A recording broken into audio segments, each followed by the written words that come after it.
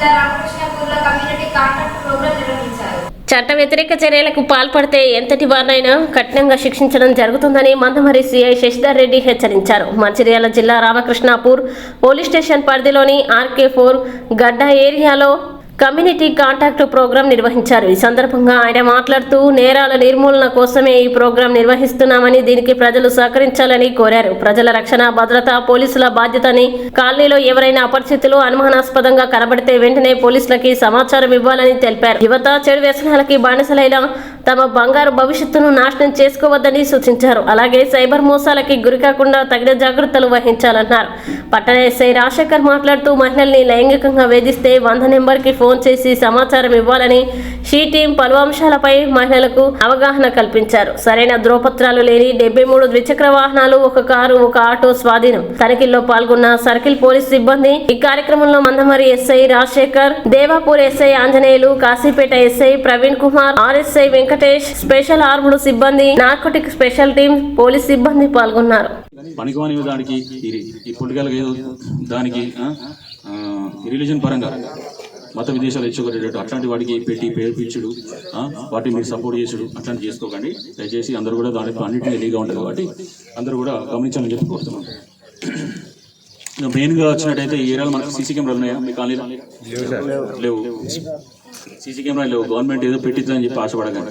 CC camera లేవు sir, government పెట్టించదు కావచ్చు అనకండి. అన్ని ప్రభుత్వమే పెట్టేయాలి, అన్ని అది ఇవ్వాలని చెప్పి అనుకోకండి. ఏమున్నది ఇవ్వాలి రేపు మీరు దావ చేసుకున్నట్టు కాదు. ప్రతి ఇంటికి తీసుకున్నా కూడా మీ ఏరియాకు మీ గల్లీలో 4 సీసీ కెమెరాలు వస్తాయి. మంచి అవునా కదా? పెట్టుకోవాలి, చేసుకోలేరంటే కాదు, చేసుకోవాలి. తాగేందుకైతే తాగు చేసుకునేందుకైతే పైసలు పడుకొని పోతారు కదా. కోడి కూరవతో అంటే పైసలు పడుకొని పోతావు తినేందుకు. అవన్నీ ఉంటాయి.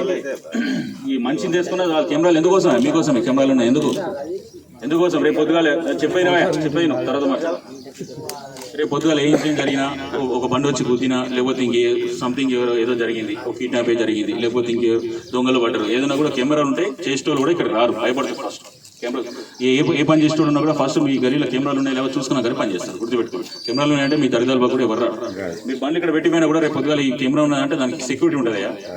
బండి దగ్గరికి ఎవరు రాడు. బండి ముట్టుకున్నా కూడా కెమెరా చూసి వాడు అటే పోతారు. అవునా కదా? అది కెమెరాలో ఒక కెమెరా అంటే 100 మంది పోలీసులతో సమానం. ఊగే ఎల్లప్పుడు పోలీసు వాళ్ళు ఊగే ఫోన్ చేస్తే వస్తారు, 10 నిమిషాలు పోతారు. ఎప్పుడు మీ ఒక్క ఖాళీ లేదు కదా.